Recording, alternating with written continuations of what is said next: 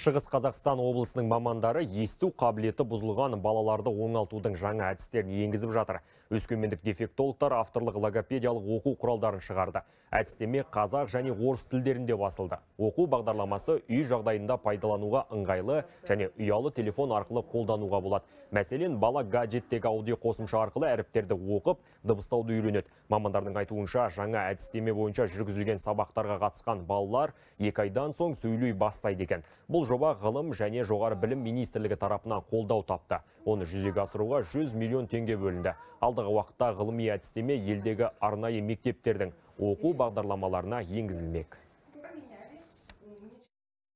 Осы күнге дейін біз шетелдік құрал жабдықтарды қолданатын болсақ, бүгінгі күні біздің балаларға бейімделген, біздің ата-аналарға бейімделген, біздің балалардың күнделікті өмірінде қолданатын сөздері мен танитын заттарының жинақталған әдістемелік нұсқауларды бүгінгі күні ұсына аламыз.